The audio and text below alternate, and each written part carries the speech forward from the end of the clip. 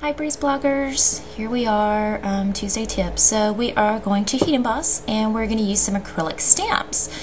So here we have the Luxurious stamps, Swirl Flourishes, and the Creative Cafe stamps.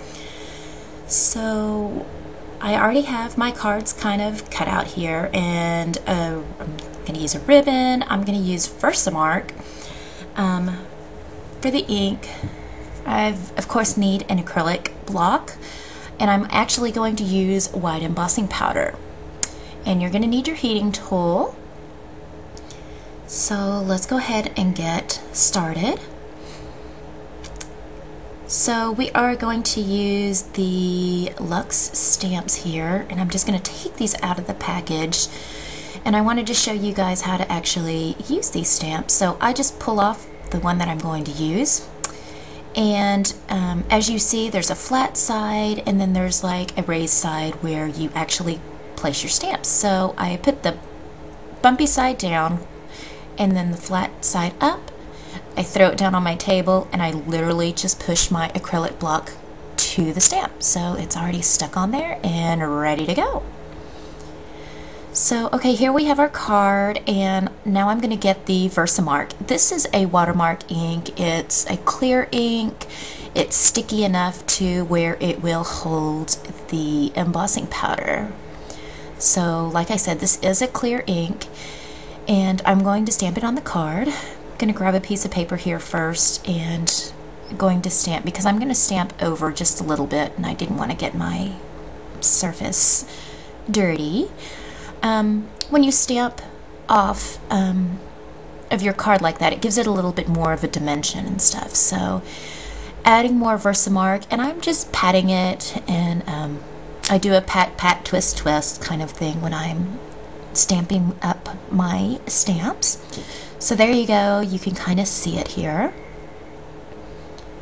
And now we're going to get the white embossing powder. So here I am fast forwarding this. So basically you're going to just take your powder and spread it all over your stamped image. I'm going to put that away, and because this is white embossing, I kind of wiped everything off. And now we're just going to take the heating tool and heat it up. And it's just like magic. You can see the difference in how vivid the white is on the black cardstock. So we keep heating it up, and it's kind of warped, so I'm actually heating the back of the paper too, and so it kind of it flattens it back out.